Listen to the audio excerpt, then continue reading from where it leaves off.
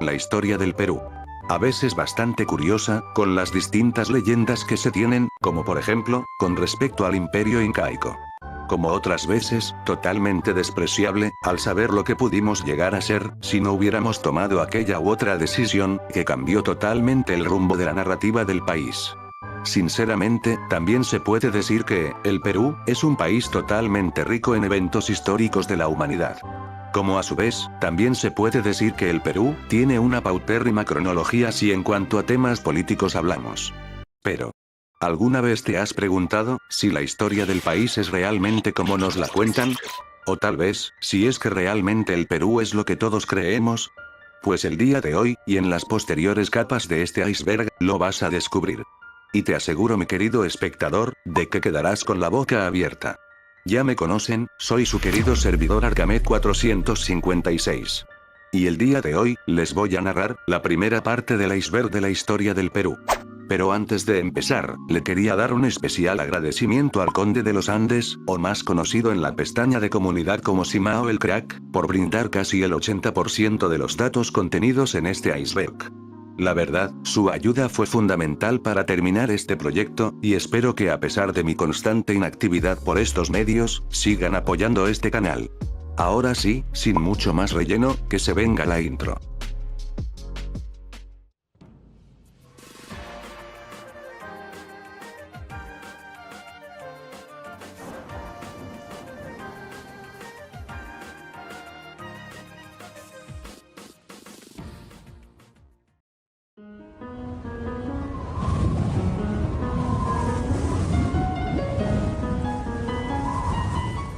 La civilización Caral.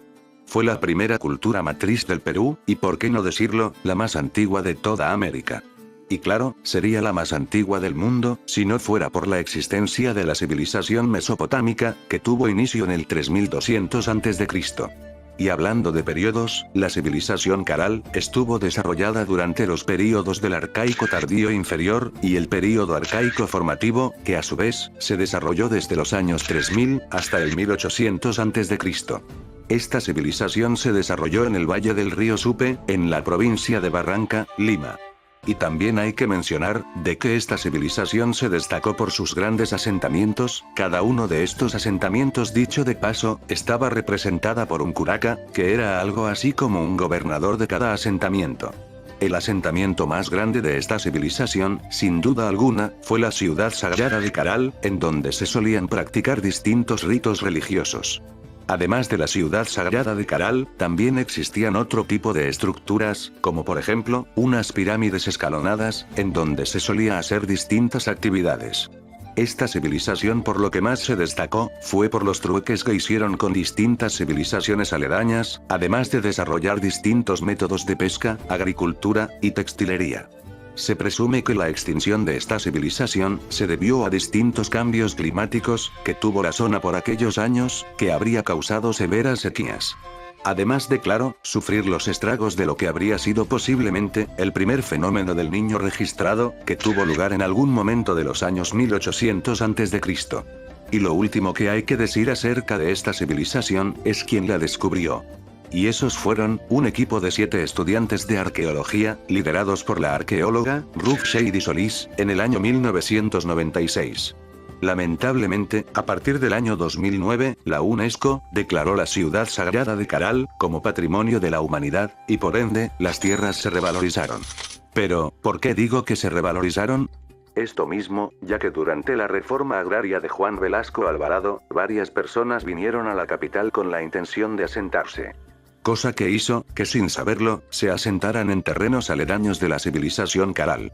Y esa misma gente, al no saber el valor de los terrenos, no le tomaron la importancia debida en el momento. Sin embargo, años después, con el anuncio de la UNESCO, estas personas volvieron aquí, con la intención de reclamar esas tierras. Es por eso, que a partir de ese momento, ha habido gente que ha intentado invadir este patrimonio de la humanidad. Sin embargo, nunca lograron entrar, por el fuerte resguardo policíaco de la zona. No obstante, a partir del año 2020, al casi todos estar metidos en su casa, esa gente ha aprovechado ese momento, y han entrado al terreno con maquinaria pesada, derribando en el proceso, estructuras de 5000 años de antigüedad. Sin embargo, eso no es todo, ya que incluso, han amenazado de muerte a la misma Ruth Shady y a su equipo de arqueólogos, con el fin de que dejen el terreno. Sinceramente, es admirable que a pesar de todo esto, la arqueóloga Ruth, se haya mantenido persistente protegiendo el terreno.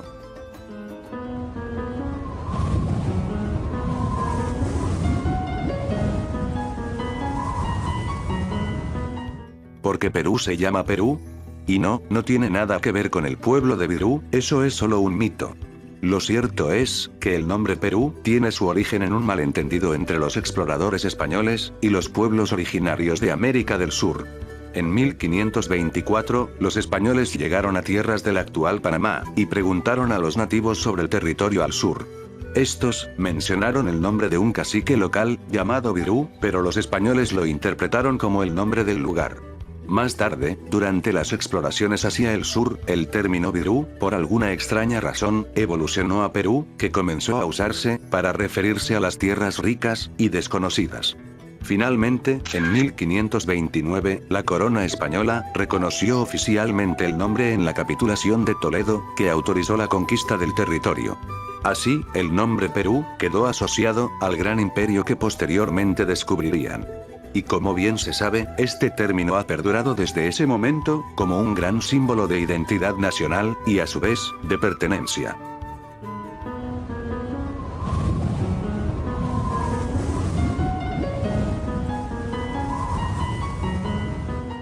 ¿Los españoles malograron la raza?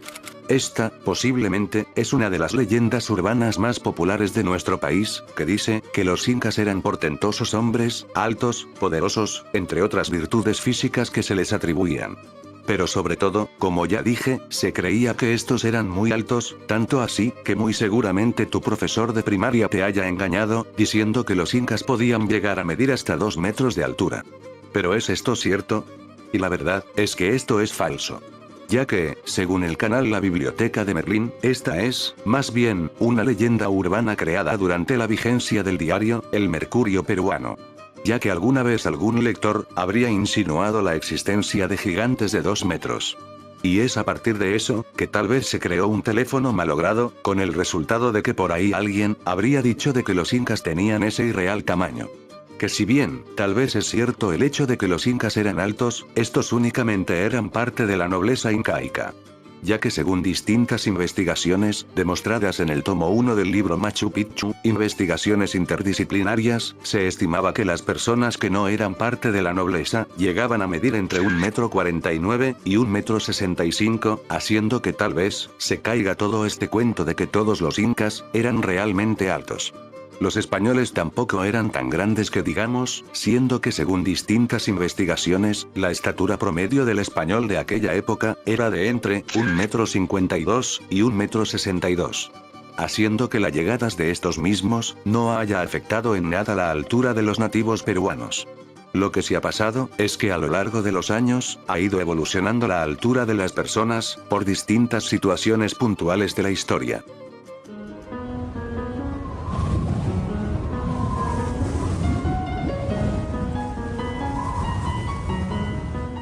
José Gabriel Condorcanqui Noguera, o más conocido en los libros de historia del Perú, como Tupac Amaru II, fue un líder indígena, que encabezó una importante rebelión contra el dominio español.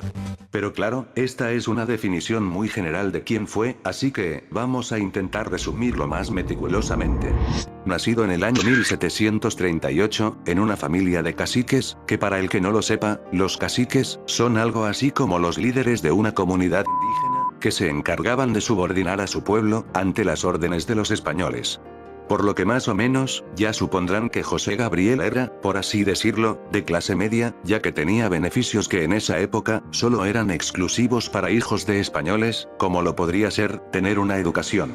Posteriormente, a sus 20 años, se casaría con Micaela Bastidas, con quien llegaría a tener 3 hijos. De los cuales, solo el último, Fernando Condorcanqui Bastidas, sería sometido a un infierno por parte del gobierno español. Pero no nos adelantemos. Con la muerte del padre de José Gabriel, este lo reemplazaría en su puesto como cacique. en donde lamentablemente se daría cuenta de la triste realidad del sometimiento de los españoles ante el pueblo indígena, como la mita minera o el abuso de los corregidores españoles. Pero definitivamente, la gota que rebalsó el vaso, fue el establecimiento del sistema de castas, que básicamente, era una pirámide social, que establecía que los españoles eran superiores a todas las razas. Esto mismo hizo, que motivado por la llegada del visitador José Antonio de Areche en el año 1776, presentara un reclamo, por los distintos abusos que sufrían los indígenas por mano española. Sin embargo, este descartaría inmediatamente el reclamo. Este acto, desembocaría, de que en el año 1780, José Gabriel, creará una revolución contra la corona española. Y sí señores, aquí es en donde por primera vez, ocuparía el nombre de Tupac Amaru II. Pero, ¿qué planteaba hacer José Gabriel con esta revolución?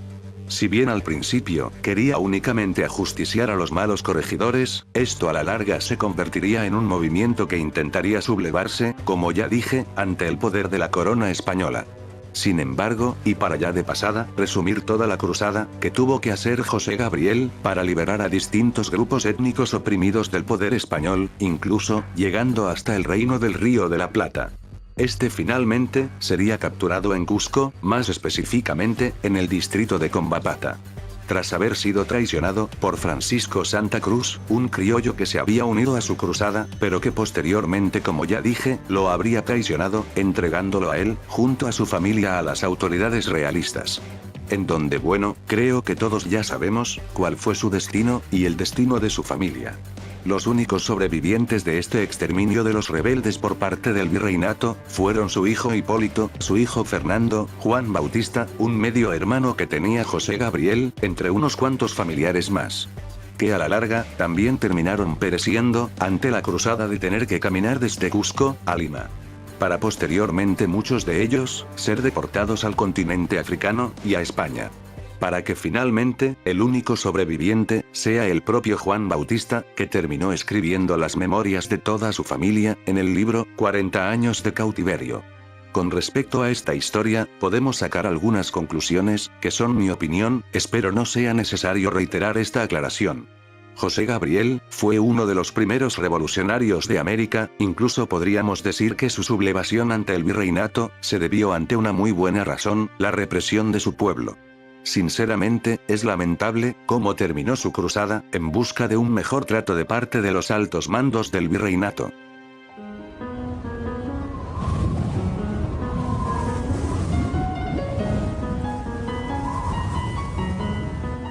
El Mercurio peruano. Este fue uno de los primeros periódicos de la historia del país, con ediciones bisemanales. Pero, ¿por qué dije que fue uno de los primeros? Esto mismo, ya que este tuvo su nacimiento en el año 1791, durando solo hasta el año 1795.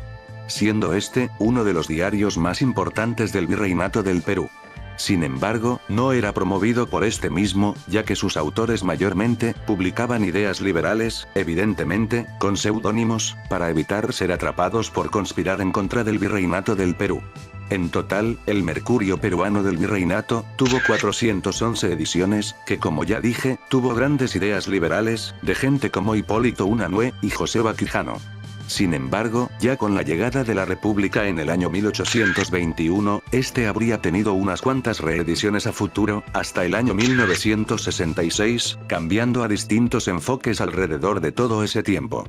Pero a mi opinión, es en este pequeño periodo de tiempo, en el que el Mercurio peruano, creó grandes ideas liberales que a futuro, servirían para independizar al país.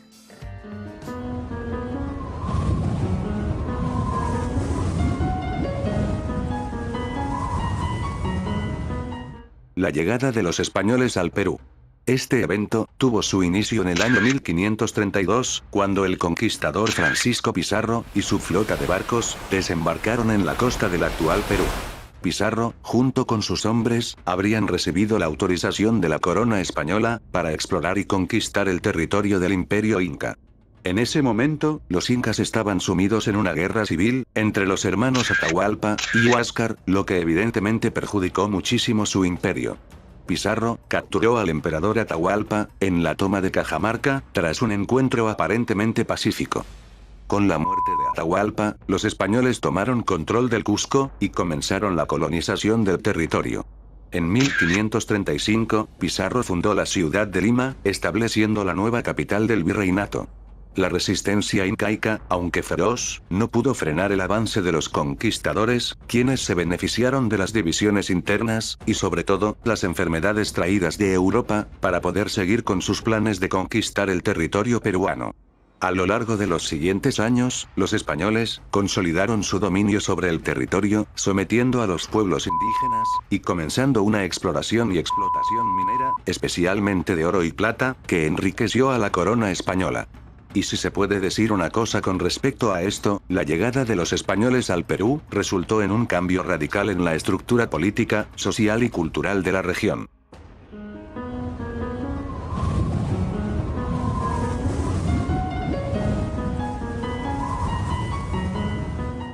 Brasil y Perú, amigos. Esto se dice, debido a que Brasil fue el único de nuestros países vecinos, que no nos ha declarado la guerra, o nos ha robado territorio. Y no se preocupen, de esto hablaremos más adelante en el iceberg. Oh bueno, eso hasta ahora, quién sabe si en un futuro eso podría cambiar.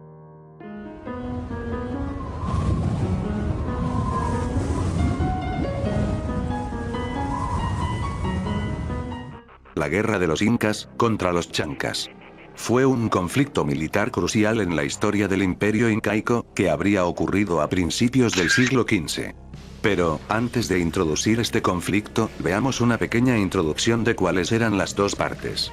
Los chancas, un grupo guerrero del sur de los Andes, que se centraron más que nada en las regiones de Ayacucho, Apurímac, y cierta parte de Huancavelica.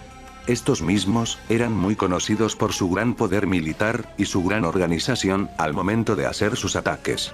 Y claro, por la otra parte, estaban los incas, que creo que no necesitan introducción, es la cultura más representativa, de lo que hoy conocemos como el Perú prehispánico, conocidos por su gran resistencia, y su gran poderío armamentístico. Bueno, ahora sí, creo que este es el momento para hablar acerca del conflicto. Resulta que un día, los chancas, habrían atacado al joven imperio inca, que en ese entonces, estaba gobernado por el inca Pachacútec. Este ataque, amenazaba la existencia misma del imperio incaico, que aún se encontraba en expansión. Pachacútec, quien había asumido el trono recientemente, tuvo que enfrentarse a esta invasión, con una fuerza militar considerablemente menor que la de los chancas. En un primer momento, las fuerzas incas fueron derrotadas en la batalla de Yaguarpampa. El inca, sin embargo, logró reorganizar a su ejército, y hacer frente a la amenaza. La derrota chanca, fue seguida por la huida de sus generales, hacia el centro del territorio incaico. Es así, que Pachacútec, reunió una nueva fuerza de combate, incluyendo a guerreros de diversas regiones del imperio, y salió al encuentro de los chancas, en el sitio de la batalla decisiva. En esta ocasión, los incas lograron una victoria apoteósica, lo que les permitió consolidar su dominio sobre la región. Y, también hay que decirlo, la victoria sobre los chancas, también marcó la consolidación del poder de Pachacútec, y el inicio de la gran expansión del imperio incaico. Sin embargo, la historia de los chancas, no se acabaría aquí, ya que, tras el conflicto, los chancas fueron incorporados como parte del Tahuantinsuyo. Este conflicto, también significó ciertamente, en un avance en la centralización del poder incaico, y el fortalecimiento de su figura como líder supremo, esto mismo también, por el hecho de que existe una leyenda urbana, que dice que durante el enfrentamiento determinante entre los incas y chancas, aparecieron unos guerreros de piedra, llamados los Pururaucas, que les ayudaron a vencer en la batalla. Y esto, como ya dije, ayudó a consolidar mucho más el poder incaico, ante cualquiera que siquiera se atreviera a levantarse en contra de su poderío. Simplemente, impresionante.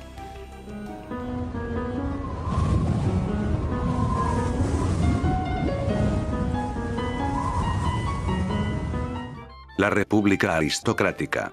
Este es un periodo, que se desarrolló desde el año 1895, hasta el año 1919. Este lapso de tiempo, estuvo caracterizado por la sucesión de gobiernos dirigidos por la élite política, y económica del país, o sea, que la oligarquía, habría tenido una gran influencia sobre las decisiones que se tomaban. También estuvo marcado por la alianza entre las élites políticas y económicas, para poder gobernar el Perú. Y de esta manera, habrían eliminado cualquier otro tipo de propuesta política, que no proviniera de este consenso. Este período, como ya supondrán, también se caracterizó por el alto desprecio a las clases populares, como lo podría ser por ejemplo, el desprecio a la clase obrera. Lamentablemente, durante este período de la historia, se crearía un gran resentimiento de esta clase social a la clase acomodada. Tengo que decir personalmente, de que los estragos de este desprecio hacia las clases populares, se puede ver hasta el día de hoy. Sin embargo, hay una etapa en la historia en donde este resentimiento tuvo su máxima ebullición, pero tranquilos, eso lo veremos más adelante, así que no se preocupen. Y la última característica de este período de la historia del Perú, es que, habrían gobernado un total de 8 presidentes, que habrían tenido un consenso en común. El cual era, de que empezarían a tomar las riendas del país con la consigna de hacer ingresar capital extranjero al país. Y al momento de referirme a capital extranjero, es hablar principalmente del capital de Estados Unidos. Pero, ¿qué le dábamos nosotros al país norteamericano a cambio de su inversión? Nuestros recursos, por supuesto. Ya que es en esta época, donde el caucho tuvo un papel crucial en el desarrollo de los vehículos de los Estados Unidos. Finalmente, este período de la historia, se habría terminado con el golpe de Estado del año 1919, en donde Augusto Leguía, habría subido al poder, y pues claro, también aparte porque este habría ganado las elecciones de 1919. ¿Quién lo diría? Leguía dio su golpe de Estado, por si acaso, o más específicamente, como medida provisoria, en caso la aristocracia manipulara sospechosamente los resultados.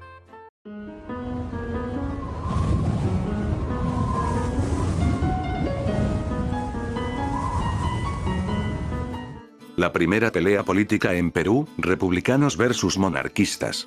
Este conflicto, no fue únicamente militar, sino también, ideológico, ya que una vez declarada la independencia en 1821, quedó la incógnita, de cómo organizar el nuevo gobierno. En ese momento, coexistían dos visiones.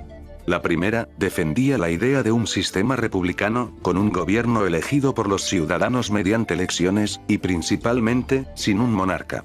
Y la segunda, proponía una monarquía constitucional, o moderada, liderada por un rey europeo, o local, bajo un sistema más estable. Según ellos, para evitar el caos, y la fragmentación.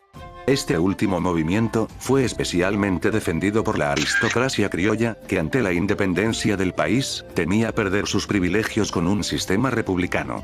Y tristemente, para los intereses monarquistas, claro, con la batalla de Ayacucho de 1824, finalmente se selló el destino político del Perú como una república. Con el triunfo patriota, y como ya dije, la idea monárquica quedó marginada, aunque algunos sectores del país siguieron simpatizando con ella durante un tiempo, hasta que prácticamente, a día de hoy, casi que no existen ideas monarquistas. O bueno, por ahí que deben existir algunas personas fanáticas de Juego de Tronos, que todavía están convencidas que una monarquía en el Perú puede funcionar. ¿Qué puedo decir? Nadie lo sabe.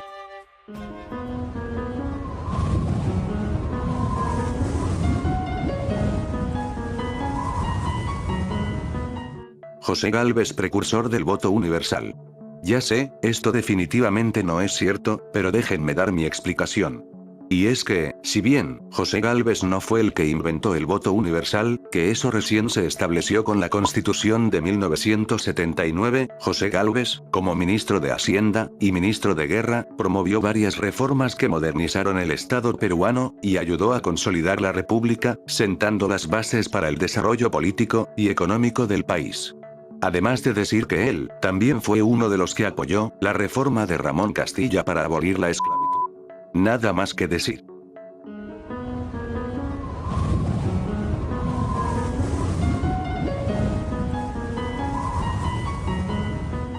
El último virrey del Perú.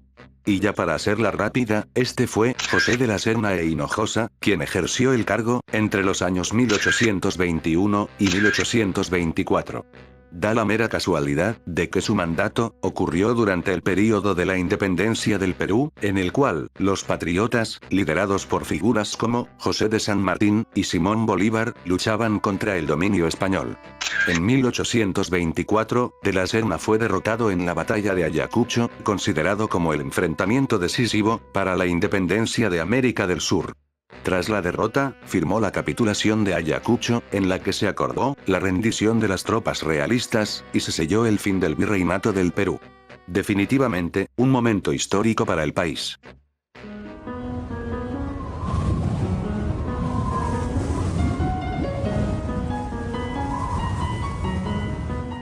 Perú, el país más nerfeado de América. Esta es la mejor frase para describir la situación del Perú. Que en algún momento de su historia, fue el imperio más grande de toda América. Y claro, eso se evidenció con las grandes conquistas que hizo el imperio incaico. Lamentablemente, con el paso de los años, las guerras, las estúpidas decisiones de los mandatarios de gobierno, y entre otras cosas más, hicieron que el país fuera perdiendo más y más territorio. Y este, sinceramente, es un resumen de pérdidas de territorio, que iremos viendo más a profundidad, a medida que avancemos en el iceberg.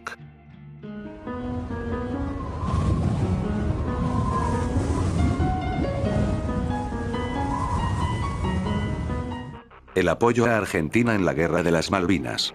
Como bien es sabido, durante la Guerra de las Malvinas de 1982, que habría enfrentado a los bandos de Argentina y el Reino Unido, por la disputa de las Islas Malvinas, quizás, se podía pensar que este enfrentamiento, estaba ciertamente desequilibrado. Y lo que no es tan sabido, es que varios países de la región, le dieron la espalda al momento de apoyar a Argentina. Es más, incluso Chile estaba apoyando al Reino Unido, brindándole refugio en su país, y dejando que sus aviones aterrizaran allí, para el abastecimiento y mantenimiento de los mismos, después de realizar misiones sobre las islas. Sin embargo, estuvo la excepción a la regla. Y sí, me refiero a el Perú, que brindó un apoyo significativo a Argentina, en su conflicto con el Reino Unido. Ciertamente, aunque el gobierno peruano, liderado por el presidente Fernando Belaúnde Terry, no participó directamente en el conflicto, nuestra nación habría expresado su solidaridad con Argentina, y ofreció ayuda estratégica y logística. ¿Cómo olvidar tal vez, de que el Perú proporcionó a Argentina armamento y equipo militar, ya que Argentina tenía muy poco, producto de haberlo gastado durante el conflicto? Y a su vez, como bien se cuentan bastantes historias, también envió aviones Mirage y repuestos para las fuerzas aéreas argentinas. Y no es por ser nacionalista, pero por aquellos entonces, Perú contaba con los mejores pilotos de avión de la región, esto siendo incluso corroborado por los propios supervivientes argentinos del conflicto, que hasta el día de hoy, se encuentran muy agradecidos con los peruanos por la ayuda brindada. Simplemente, impresionante.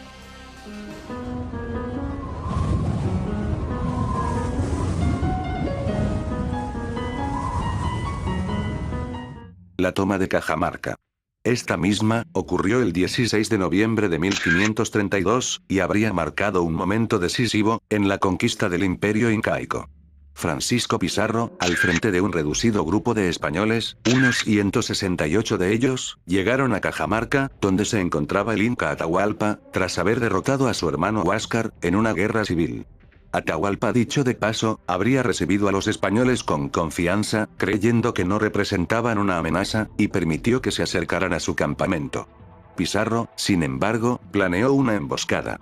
En un encuentro, que los españoles, llamaron muy entre comillas, diplomático. En este supuesto encuentro, el fray Vicente de Valverde, habría presentado una Biblia ante el inca, y exigió al mismo, que se sometiera a la fe cristiana, y al rey de España. El inca, al no entender el gesto, rechazó la propuesta, y lanzó la Biblia al suelo. Este acto sirvió de pretexto para el ataque. Los españoles, armados con caballos, cañones, y espadas de acero, sorprendieron a los incas, que no estaban preparados para luchar. En pocas horas, miles de guerreros incas habrían fallecido, mientras Atahualpa era capturado. Su captura, habría desmoralizado al imperio, y finalmente, permitió a los españoles tomar control político y militar con relativa rapidez. Sin embargo, Atahualpa intentó negociar su libertad, ofreciendo un enorme rescate de oro y plata. Siendo rechazada, haciendo que finalmente, fuera ejecutado en 1533, consolidando la conquista española.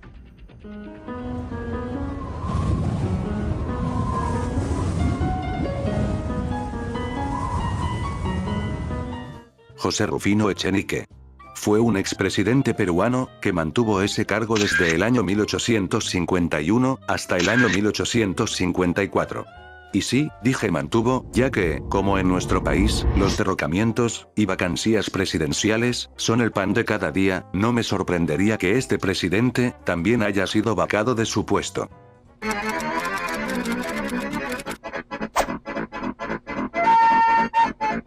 Bueno, en mi defensa, no sabía acerca de la Revolución Liberal de 1854, así que, no me pueden acusar de generalizar la historia política de mi país, XD.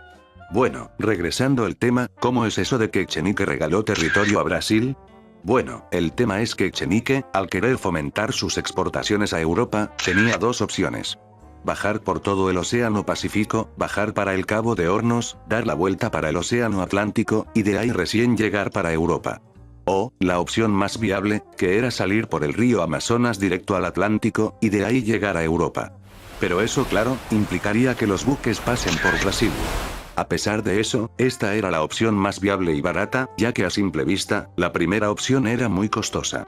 Es así, que se empezaron las negociaciones con Brasil, y fue así, que el 23 de octubre del año 1851, se habría firmado la Convención de Comercio y Navegación, documento que habría contado con las firmas de ambos ministros de Relaciones Exteriores, Bartolomé Herrera, y Duarte da Ponte Ribeiro, ministros de Perú y Brasil respectivamente. Sin embargo, esto no saldría gratis. Ya que a cambio de brindarle el acceso al Perú de su parte del río Amazonas, el país tendría que brindar este pedazo de territorio a cambio. Este sin duda alguna, es un acto muy polémico, y a mi sincera opinión, el acto de entregar territorio a cambio de un acceso de exportación, es un acto bastante estúpido. Y bueno, evidentemente, este acto de Echenique, fue bastante cuestionado, no solo por la población, sino también, por los altos mandos militares, que sumado al hecho de que se aumentó de manera exponencial la deuda interna reconocida a los criollos, habría desembocado finalmente, en la Revolución Liberal de 1854, que fue liderada por Ramón Castilla. Tema del cual, hablaremos más adelante.